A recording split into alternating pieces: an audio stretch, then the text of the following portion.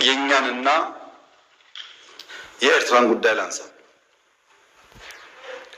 አንዳንድ ሰዎች በኢትዮጵያና በኤርትራ መካከል ችግር የተፈጠረው የኢትዮጵያ መንግስት የቀይ ባህር ጥያቄ ስላነሳ ነው ብለው ይላሉ፣ ያስባሉ፣ ይተነትናሉ።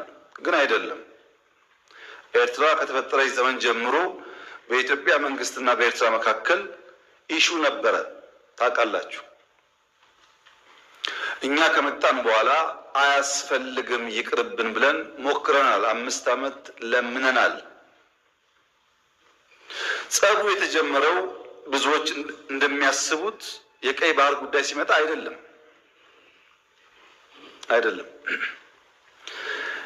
በትግራይ ውጊያ ሲጀመር የመጀመሪያው ዙር ውጊያ ሽሬ ካስለቀቅን በኋላ የኤርትራ ጦር ከኋላ ተከትሎ ሽሬ ገብቶ የአንዳንድ ሰዎችን ግለሰቦች ቤት ማፍረስ፣ ፎቅ ማፍረስ ሲጀምር ጸብ ተጀምሯል። አልተናገርንም እንጂ አክሱም ይዘን ስናልፍ አክሱም ገብቶ ወጣቶች በጅምላ ሲረሽን ጸብ ተፋፍሟል።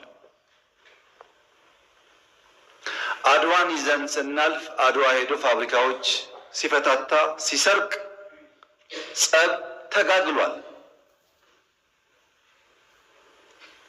አዲግራት ደርሰን የመድኃኒት ፋብሪካውን የሚነቀለውን ነቅለው የማይነቀለውን ሲያፈራርሱ ጸቡ ጫፍ ደርሷል።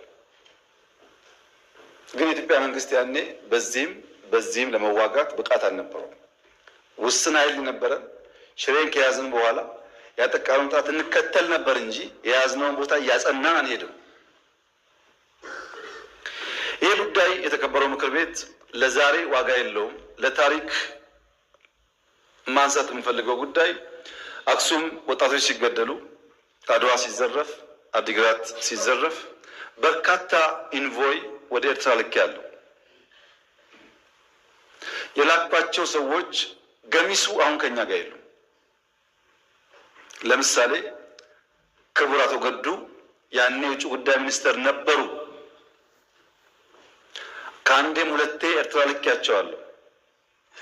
የላኳቸው የትግራይን ህዝቤን አታገሷቅሉ፣ ሀብቱን አትዝረፉ፣ ጸቡ ከቲፒኤልኤፍ እንጂ ከትግራይ ህዝብ አይደለም የሚል ነው።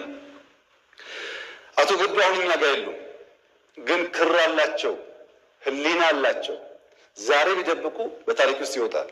ለምን ጉዳይ ነው እንደተነጋገሩ እሳቸውም ያውቃሉ፣ ሻዕቢያም ያውቃል፣ እኛም እናውቃለን። አሉ፣ አልሞቱም። እሳቸው አክሰስ ይደረጋሉ፣ ሊናገሩ ይችላሉ። ለክራቸው ሲሉ፣ ለእምነታቸው ሲሉ ማለት ነው። ለምን ጉዳይ እንደሄዱ በእሳቸው መፈታት ሲያቅተው አቶ ደመቀ ልክ ያለው አቶ ደመቀ አሁን እኛ ጋር የሉም። በህይወት ስላሉ ለእምነታቸው ለሌላቸው ሊጠየቁ ይችላሉ። ለምን ጉዳይ እንደሄዱ ያውቃሉ። ከነሱም ውጭ አሁን ሲስተም ውስጥ ያሉ 2-3 ሰዎች ልክ ያሉ። ታስታውሱ ከሆነ መቀሌ ልንገባ ጥቂት ሲቀረን የ3 ቀን አልቲማተም ብለን አውጀን ነበር። ብዙ ሰው ሚስጥሩ አልገባው። የቸገረን እኛ ሽሬን ስለቅ ከኋላ ይገባሉ፣ አክሱም ስለቅ ከኋላ ይገባሉ።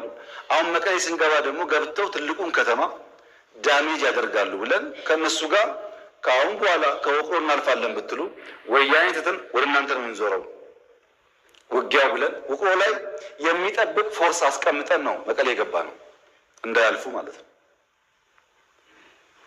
ይሄ ጸብ ተፋፍሞ ሄዶ የፕሪቶሪያ ስምምነት ሲፈረም እንዴት ቲፒኤልኤፍ ሳይጠፋ እንዴት ትግራይ ሳይወድም ፊርማ ይደረጋል በሚል ነው የመጨረሻ ጫፍ የደረሰው ጸቡ። ከዚህ ኃይል ጋር ነው እንግዲህ አንዳንድ ቲፒኤልኤፍ ሰዎች ሆነው ኢትዮጵያን ለማፍረስ እንስራ ያሉት። የትግራይ ህዝብን የሚጎዳና የሚጠቅም ነገር ይሄ መንግስት ነው የሰራው ወይስ ቲፒኤልኤፍ? ሁሉም ቲፒኤልኤፍ ላይሆን ይችላል። አክራሪ ቲፒኤልኤፍ በሚል ሊወሰድ ማን ነው የሚለውን ዛሬ ብዙ ኢሞሽን፣ ብዙ ፕሮፓጋንዳ፣ ብዙ ውሸት ስላለ ችግር የለውም። ነገ ግን ታሪክ ያወጣዋል። ማንም ሰው እውነትን ለጊዜው መሸፈን እንጂ ከናካቴው ማጥፋት አይችልም። እኛ መጨረሻ ፕሪቶሪያ ስንፈራረም መቀሌ ለመግባት አንድ ቀን የቀረን አሸንፈናል። ጦርነቱ እንደምታውቁት ያለው ግን ምንድነው? መቀሌ መግባት ድል አይደለም። ህዝባችንን ማንጠብቅ ከሆነ ተመልሶ ይዘረፋል፣ ተመልሶ ይገደላል። ያ ከሚሆን ሰላም ይሻላል፣ የኛው ህዝብ ነው ከሚጎዳብን ይቅርብን ብለን የወሰንነው።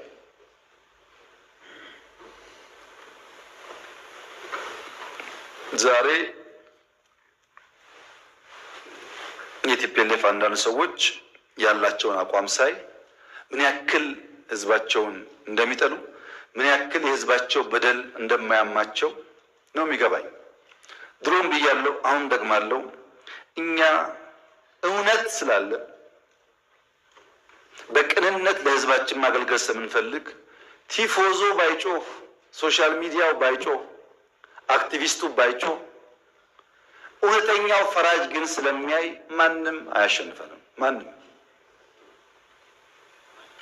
ቲፒኤልኤፍ በኤርትራ ወታደር ዘረፋ እንዳይካሄድበት ስንጠብቀው ኖረን አማራ ክልል ሲገባ ቲፒኤልኤፍ ያደረገው ነገር ያሳፍራል። ፋብሪካዎች አፍርሷል፣ ትምህርት ቤት አቃጥሏል፣ ባንክ ዘርፏል። የኢትዮጵያ መከላከያ ሰራዊት መቀሌ ነበረ በብቸኝነት ቲፒኤልኤፍን አባሮ ሻዕቢያን ሳያስገባ። መቀሌ አንድ ቤት የፈረሰ አታገኙም። አንድ ቤት። ቲፒኤልኤፍስ ቢሆን አማራ ክልል መጥቶ እንደዛ አይነት ነገር ማድረግ ነገ ለሚቀየር ታሪክ አስፈላጊ ነበር? እንደዚህ ያለው ኢትዮጵያን ያላስቀደመ ለጊዜ ድል፣ ለጊዜ ሳውንድ ባይት፣ ለሚዲያ ጨዋታ የሚደረግ የፖለቲካ ስብዕና በዘላቂነት በራሳችን ህዝብ ላይ ጉዳት የሚያመጣ ብቻ ሳይሆን በታሪክ መነጽር ሊገባው በየነን ዛሬ ታሪክ እንዳነሳቸው በታሪክ ውስጥ ይነሳል። ታሪክ አያዳላም።